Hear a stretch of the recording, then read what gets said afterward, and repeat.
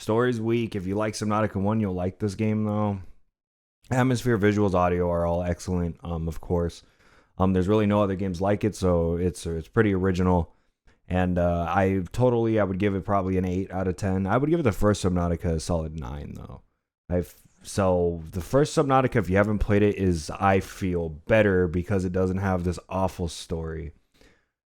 So, with that being said and out of the way, let's give what each and every little piece I thought out. All right, let's start with optimization on polish. Did I run into any bugs and shit?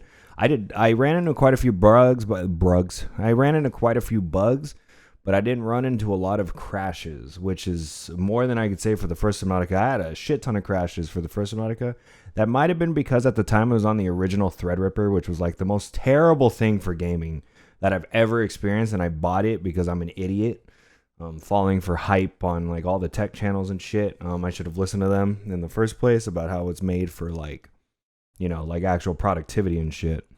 But optimization policy, I would give it a 7 out of 10. I had a decent amount of bugs, not as many as the first Subnautica, like I said. That could be due to the smaller map layout, though. It probably is. Most of my bugs came from the land elements, so there's like more land exploring in this game, mainly the glacial basin things, and the snowfox was super buggy. That's where my shit was. Like I had to like pack it up a lot because it would get stuck. A few times I was basically just flying on it. Like I would just go over the cliff and I would just stay flying. It was weird. Sometimes I would hit shit that I wasn't even hitting. I can name a few underwater bugs too. My seatruck, I was able to swim in the seatruck. Like obviously it's my vehicle, I shouldn't be swimming in it. And like originally you're supposed to like have it like this, not like this. You can't get in it this way, but I put it this way and I was still swimming in it. Like those are like non-game, like they're game breaking in a sense that like at the time I have to do something to fix the problem. So that's why it's getting a 7. And I might give it a 6 because you do have to go out of your way sometimes to fix that problem. It's kind of a little, but it's not too bad. It's just a minor annoyance. I had a decent frame rate. I ran without a single crash, like I said, which is way more than I can say for the first one, at least for me. So yeah, 7 out of 10. Gameplay is where I think a lot of people will be curious. Gameplay, I give a 7 out of 10.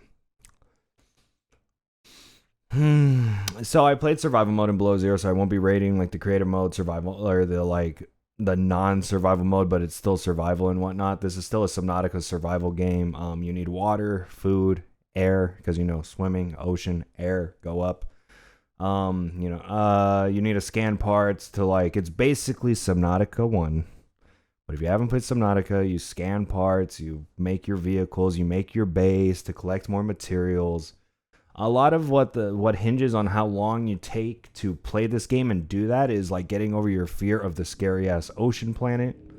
The game is absolutely terrifying, just like the first Subnautica. It took me probably like 5 hours just to get myself out there. Like I was scared. I ran into the brute sharks at first, and they were terrifying. And in order for me to get over my fear, I made the knife and I killed them.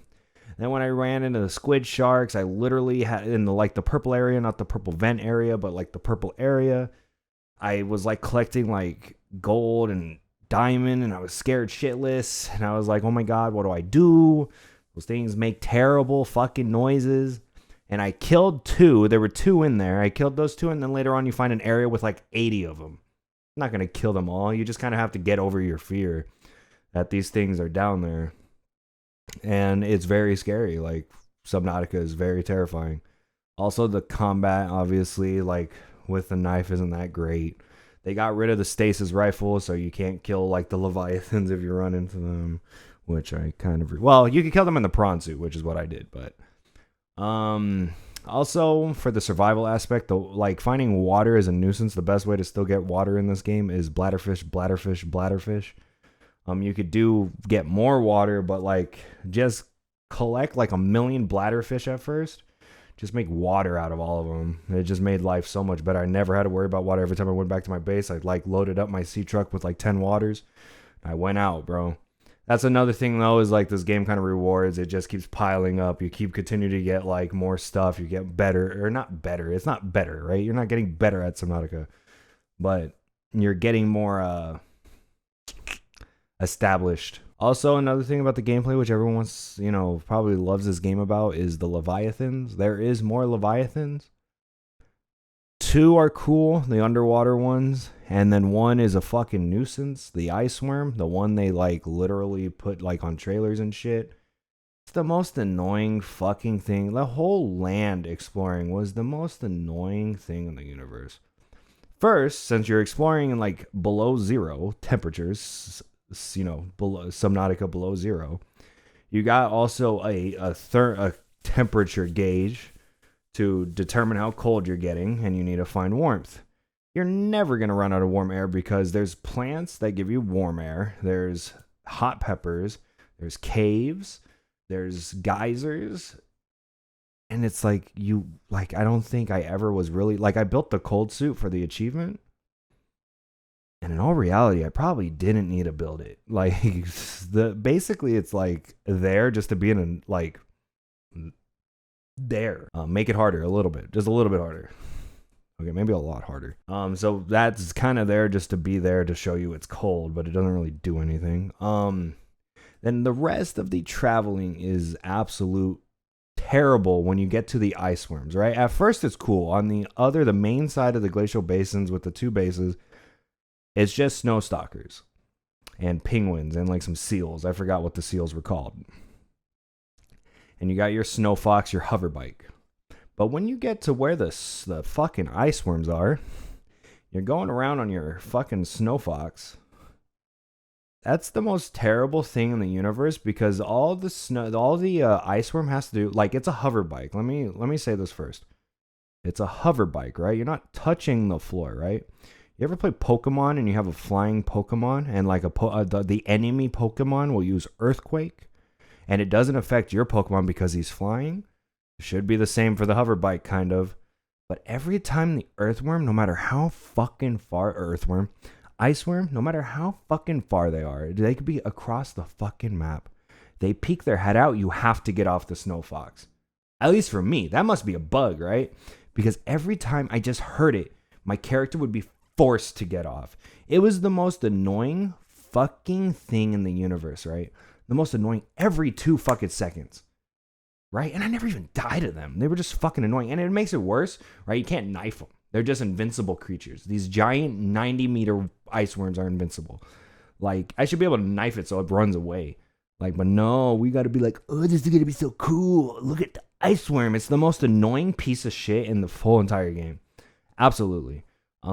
It's so fucking annoying. It absolutely, I feel like knocking it off another point. 7 feels generous. That whole area is so bad. Just so fucking bad.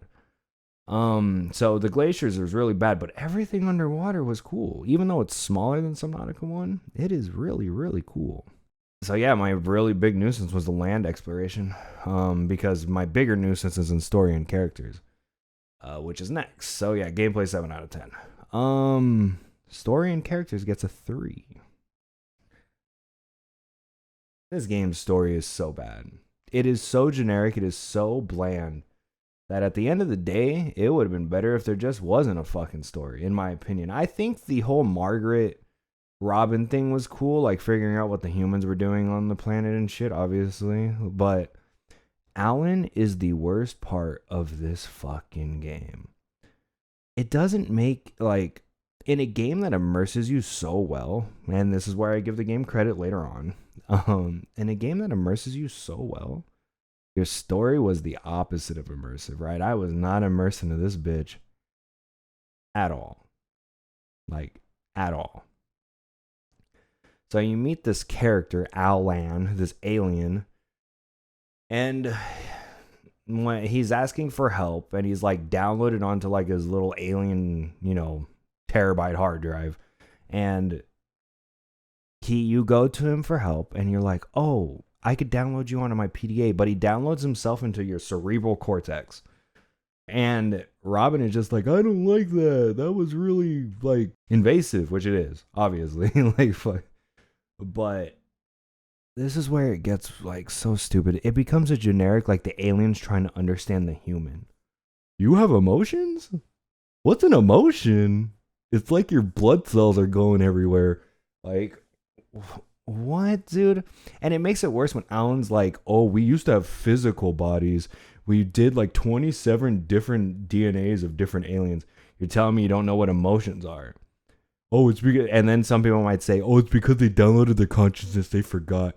Well, if they downloaded their consciousness and they could like know like all within their data realm, they don't know what the fuck emotions are, bro. Like, this game's story is so bad. Alan is just terrible. It is so generic. There's always like this alien trying to understand the human. Aliens won't give a fuck about humans, bro. They won't. They absolutely will not. Who the fuck is gonna care about the fucking human? The alien's gonna be like, it's a human. It has emotions just like us. It has a thumb. Oh my god. Jesus Christ. It is such a generic storyline. It brought it down. Like, it absolutely brought this game down. Like, this alien was whack. Like, it's absolutely the wackest thing ever. And then, like, at the end, he's, like, starting to feel emotions like a human. He's like, what is this feeling? And she's like, do you not want to talk about it? Oh, my God. She literally says that. This is a sensitive topic. Do you not want to talk about it? He's like, no. This senseless being, when he started, would still be senseless. He's not going to all of a sudden start feeling the emotion, bruh. Jesus, nuts. I hated that. I mean, that's... Alan is the worst part, but the human part with Margaret and her and Robin's sister and all that bullshit were cool. It had to do with, like, they knew Altera was being bad and they did, like, some sabotage, and you're like, reading through their shit was actually interesting. Like, it was actually interesting, but nah. That ended so quickly. It was like 3 missions and it was done. All right, moving on to soundtrack. It's an 8 out of 10. It's a great soundtrack, just like the first game. It's mysterious, scary, involving. It makes you stop and take a deep breath and like visualize your surroundings when you listen to some of the music. It's really good. Audio gets an 8. Game is scary as shit. Audio and visuals they're gonna land at the same. They're both 8s. They're both really good. They enhance the atmosphere. They make the place scary, mysterious, like really like deep. Like you'll look over like an area and you're like, holy fuck, my heart's dropping. Like the first time you see a few like. I forgot what they're called. They're basically like giant jellyfish with like shit in them, and you could go in them and like harvest some of the shit in them, and you're like, it's just dark, and you're like, it's really scary. And then the first time you go into like the end game area with the shadow leviathans, you take a deep breath, and you're like, how big are those things actually? And you realize how huge they are, and you're like, and this is all done through the audios and the visuals. It's all good. Like, it's all great. Even the glacier ice is really great. Like, when you go into like where all the jellyfish are and the big whales, like, it's just really like breathtaking. It really is. It all goes together. And same with atmosphere and setting. It gets an 8. There's really no other atmosphere like Subnautica. There really isn't. And it's really good. It's really good. Like, it really immerses you. It absolutely immerses you. Its atmosphere and setting immerses you. I love this planet. It's absolutely getting over your fear and then starting exploring is absolutely a treat. This game's a treat. Now, you may be saying, oh, that's so good. Why'd you give it an 8? What's the negatives? The first Subnautica is just better. I don't want to give it the same score as the first Subnautica. I think the first Subnautica does a lot of that better, to be honest. Probably because it's bigger. But, yeah. I'm going to go with because it's bigger. Same with originality and importance. I would argue the first Subnautica is arguably more important, but it's still just as original as the first Subnautica. There's other games that are like this, but really there's nothing like Subnautica, so it gets an 8. I said that so shittily. There's other games that are like this, but there's no other games like this. What I meant to say was there's a few games that try to do the deep sea exploring, survival bullshit, but there really is no other game that perfected it like Subnautica. That's how I meant to say it. I said that so terribly. Personal enjoyment, probably. What I give this game, an 8. I enjoyed this game a shit ton, just like the first Subnautica. Your first dive into this new world, scary, mysterious. I can't stop saying that shit. Very atmospheric, and for the first few hours, it's just really, really something different, man. It's scary, and it makes you want to explore, and that's kind of weird, right? Like, why would you want to explore something that's scary? But you do it. You do it. You absolutely do it. Honestly, good game. And then the value. It took me around 20 hours to get all the achievements. 22. I did have to look up where to get. What did I have to get? Oh, I should have went into gameplay. but some of the markers were missing from me, and I don't know if that was a bug. He would mention it, and then there would be no marker to tell me where to go, and I was like, okay, where do I go? But I was able to find out because this map is so small. It doesn't really have nearly the runtime of the first Subnautica, and since the map, but which is good though for like, you know, this story-based game. It's kind of got a, yeah. It was pretty easy to find out where to go. Really everything leads to like obviously a dead end eventually, and you find out where to go. The only one I had trouble with, this is where I had trouble, is like you have to like dive into some crystals to like go to one area. I had to look that up. I had to look where the fuck that was. I didn't know what the fuck. I was like, and then I was like, oh, you could go down in these crystals where the shadow leviathans are. Oh my god. So fucking heart attack those things. Well, like I said, for everything, this game gets like a solid 8 out of 10. I would give the first Subnautica a 9 though, so that's important because I feel like if you're playing Subnautica for the first time, you're obviously buying Subnautica 1, I hope, because that one is the, I feel, objectively better game. It's bigger. It doesn't have a whack-ass fucking story either. And it basically does everything the same, but since it's the first game, it's better. Like, and it's bigger, and it has more shit in it. So, yeah, you don't have to like my opinion, and you just make your own opinion or some bullshit, or I don't care. So, yeah, 8 out of 10, 4 out of 5, 4 stars out of 5 stars, 80%. Yeah, sounds about right.